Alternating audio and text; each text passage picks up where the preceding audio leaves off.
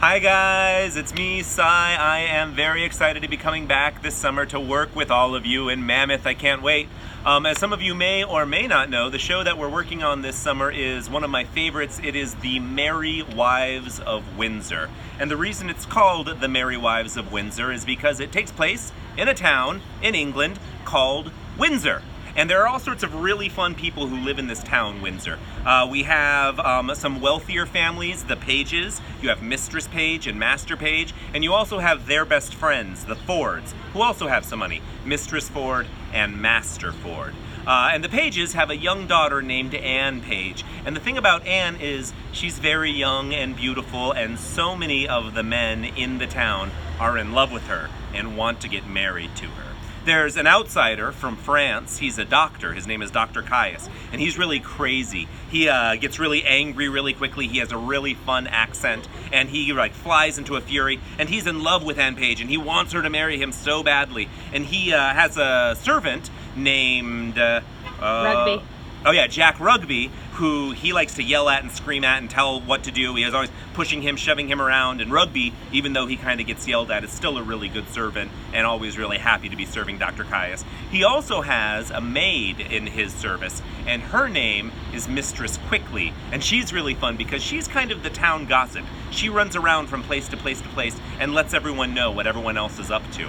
So Dr. Caius is in love with the beautiful Anne Page, but there's also another guy named Slender who's in love with Anne Page. He's younger, he doesn't have maybe such a good job as Dr. Caius, and he's not very smart. He's kind of a doofus, but his heart's in the right place. And his uncle, his older uncle named Shallow, and I think Shallow is really fun if he's like an old man, really wants Slender to get married to Anne Page. They've also gone to a Welshman from Wales, if any of you have ever heard of the place called Wales. And the Welshman is a priest, and they're all trying to get Slender to get married. And what's his name? Sir Hugh? Sir Hugh Evans. And he's really fun too because you can do a fun accent with him. So you have Dr. Caius, the Frenchman with a fun accent, and you have Hugh Evans, the Welshman with a fun accent. And so they're all fighting with each other, arguing with each other, trying to make sure that the right person ends up with Anne. Now here's the thing.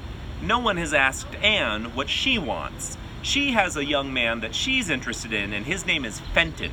And he finds a way to sneak in and talk to her and fall in love with her. And they manage to sneak away from everybody and get married without anyone knowing about it, which is actually a really sweet scene. Now all of this is going on while there's another outsider in the town. And this guy is named Falstaff. And we've met Falstaff before in other Shakespearean plays. He's here now. He is a knight, he is fat, he is greasy, he is really ridiculous, he's funny, he thinks he's the best thing in the world. And he's got some followers that follow him around named Pistol, Bardolph, and Nym. And these guys are kind of like soldiers, kind of like pirates, kind of like thieves. They think they're doing well, but maybe they're not doing that great. They like to cause problems. And Falstaff and his friends have ended up at the tavern. They're being kept by a guy who's called the Host of the Garter. He's the dude who owns the tavern. And they're staying there, and Falstaff is thinking, how can I make some money? What can I do to get rich easily? And he decides that he's going to tell Mistress Page and Mistress Ford that he loves them. And he thinks that maybe if he can get them to love him, they'll give him some of their money. So he tells his servants, Pistol and Bardolph and Nym, take these letters to these two women and let them know what's going on. Tell them how much I love them. And then he walks off.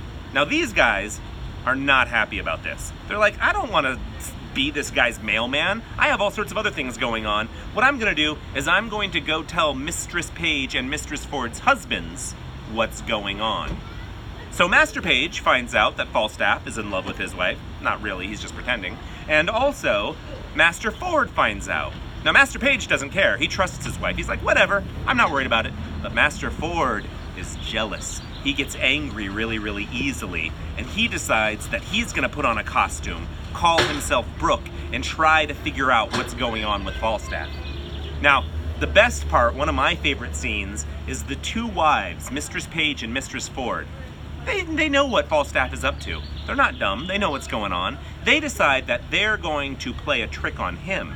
So they find all sorts of fun ways to get revenge on him. There's one really great scene where they trick him into getting into a laundry basket, and they have their servants, John and Robert, carry him out and throw him into a dirty, muddy pile, which is really fun. Later, they trick him into dressing up like an old woman, and he ends up getting beaten up there. So there's a lot of really, really fun, silly scenes. The best thing about this play is the characters are all huge, ridiculous, and a lot of fun. It ends up being really, really silly. And in the very end of the play, the entire town comes together to pull one final trick on Falstaff. They meet him in the woods, and they pretend like they're ghosts and fairies and sprites, and they scare him, and he really gets worried, and then they reveal themselves at the end. And it's a really, really fun play. So I can't wait to work on it with you guys. I really, really look forward to it. Merry Wives of Windsor. Bye!